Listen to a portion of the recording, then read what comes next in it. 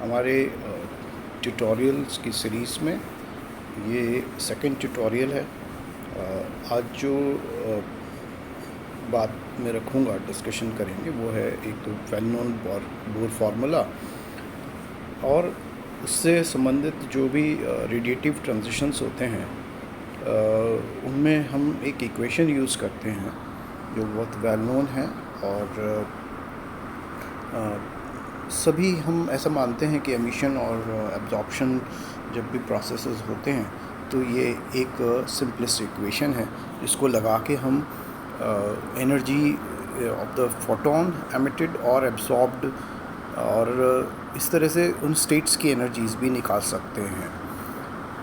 तो जो concept bore ने दिया था उसके अंदर उसका एक अजम्पशन था कि जो इलेक्ट्रॉन्स हैं वो ऑर्बिट करते हैं अराउंड द न्यूक्लियस और उसमें उनकी जो ऑर्बिट्स हैं उनकी एक पर्टिकुलर स्टेशनरी स्टेट्स रहती हैं जिसकी एक पर्टिकुलर एनर्जी होगी और एटम में, और इसलिए जब भी वो मान लीजिए एब्जॉर्ब करेगा रेडिएशन वो स्टेट, तो वो जो रेडिएशन की फ्रीक्वेंसी है वो स्टेट को एक नेक्स्ट हायर स्टेट में जिसकी एनर्जी मान लीजिए ई डैश हो उसमें ट्रांसफॉर्म करेगा या पास करेगा।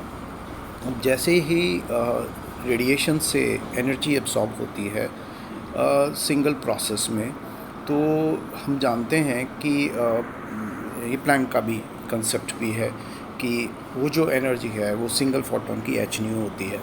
और अगर हम कंजर्वेशन ऑफ एनर्जी लगाएं और जैसा हम राइट फ्रॉम 12th से पढ़ते चले आए हैं कि इस केस में यदि ई डैश की एनर्जी ज़्यादा है, हायर स्टेट है, तो E dash minus E is equal to H nu which is well known Bohr formula. अब ये जो इक्वेशन है ये बहुत ही अच्छी तरह एनर्जी का कंजर्वेशन को तो पूरा करती है, लेकिन यदि हम इसको बहुत ही ध्यान से देखें इस इक्वेशन को तो हम ये पाएंगे कि इसमें एक मॉडिफिकेशन की ज़रूरत है। मॉडिफिकेशन कैसे आएगा कि जो मोमेंटम कंजर्वेशन है, तो यदि दो मोमेंटम और एनर्जी दोनों कंजर्वेशन ना हो किसी भी रेडिएटिव ट्रांजिशन में, तो फोटोन का मोमेंटम हम डी ब्रॉगली के कंसेप्ट से भी ले सकते हैं, p = h/λ या सिंपल h/c। और देयरफॉर अब हम इस कंसिडरेशन को लेते हुए हम वापस इस जो बोर का कंसेप्ट है एटम का उससे वापस आते हैं और मान लीजिए कि एक एटम जो है वो रेस्ट में है। ट्रांजिशन से पहले उसका मोमेंटम ज़ीरो होगा। ट्रांजिशन के बाद अगर आप सेंटर ऑफ मास फ्रेम में बात करें तो एटम जो है वो अगर कोई ट्रांजिशन हो रहा है उसके बाद एटम को रिकॉइल होना होगा, तो एटम जो है वो एक ऐसे मोमेंटम से रिकॉइल करेगा जो कि उस फोटोन के बराबर होगा और उसकी जो डायरेक्शन है वो ऑपोजिट होगी। That is we can say by momentum conservation 0 is equal to p atom plus p photon. तो मैग्नीट्यूड अगर हम लें तो p atom and p photon दोनों की वैल्यू h/c होगी। ये इसका मैग्नीट्यूड परिमाण। अब एनर्जी कंजर्वेशन पे आएँ। अब इनिशियली एटम रेस्ट में था विद स्टेशनरी एनर्जी मान लीजिए ई इनिशियल। ट्रांजिशन के बाद उसकी जो स्टेशनरी स्टेट है वो ट्रांसफॉर्म हो गई to an energy state EF। इसकी काइनेटिक एनर्जी क्या होनी चाहिए, p एटम का square by 2m where m is the mass of the atom and photon की एनर्जी h न्यू।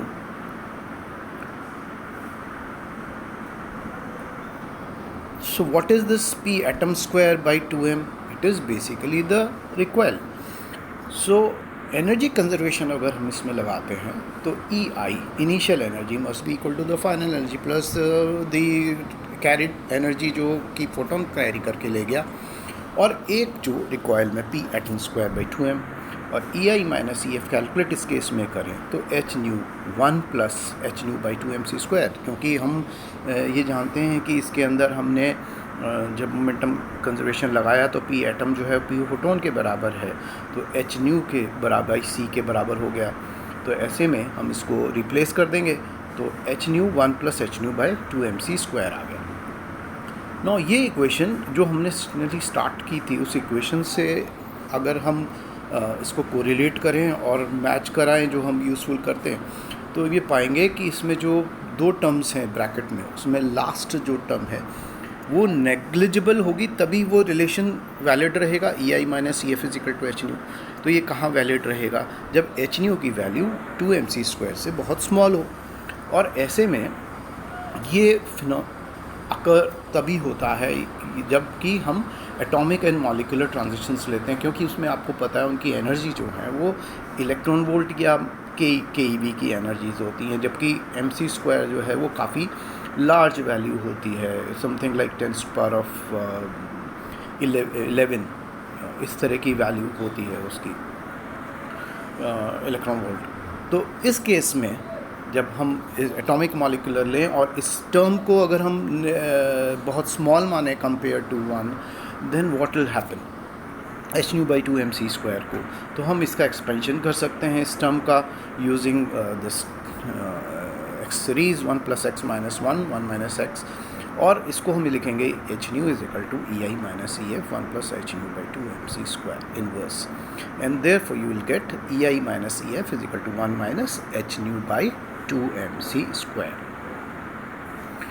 अब हम क्या करें कि जो हम हमारा क्लासिकल पढ़ते आए बोर का, वो ई आई माइनस ई एफ को H new for that approximation.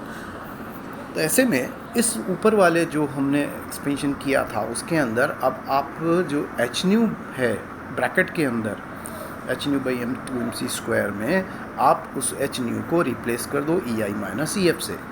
So what you will get? H nu will be equal to E I minus E F minus of E I minus E F को whole square divide by 2mc², और ये जो है वो equal energy of the atom हो जाएगी, जो भी एनर्जी ऊपर वाली है उससे डिवाइडेड। नो देयरफॉर हम ये क्या कहेंगे कि जब भी एमिशन प्रोसेस होगा जिसमें फोटोन एमिट हो रहा है ऑफ एनर्जी एच न्यू और फ्रीक्वेंसी न्यू, तो एनर्जी जो फोटोन की एनर्जी है वो, क्योंकि यहाँ माइनस साइन आ रहा है E I minus E F minus of the last quantity, तो एमिशन प्रोसेस में एमिटेड फोटोन की एनर्जी स्लाइटली लेस होगी, जो कि एनर्जी डिफरेंस है E I minus state between the two stationary states. तो एमिटर कौन है इसके अंदर? एमिटर एक एटम हो सकता है जो एनर्जी दे रहा है, और एटम हो सकता है, मॉलिक्यूल हो सकता है, न्यूक्लियस भी हो सकता है।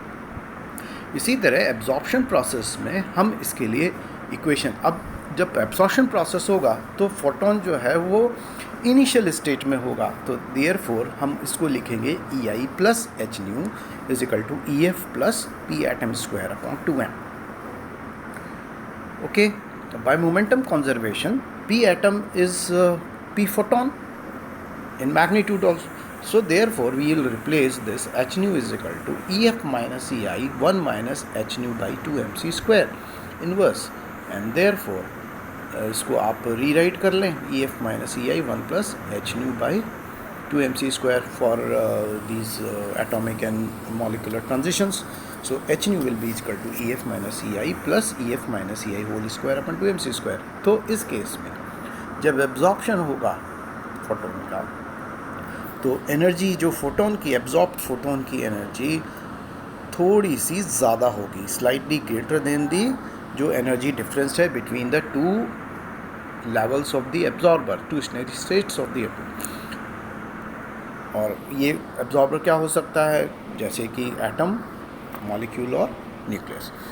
सो क्या कंक्लूड करेंगे? कंक्लूड हमारा ये होगा कि अ फोटोन जो भी एमिटेड बाय अ सिस्टम, जो भी सिस्टम है, जैसा बताया अभी भी वापस रिपीट किया था, एटम, मॉलिक्यूल और न्यूक्लियस, जब ये ट्रांजिशन करेगा from a state A to B, it cannot be absorbed by another identical system in order to undergo a reverse transition B to A. What does that mean?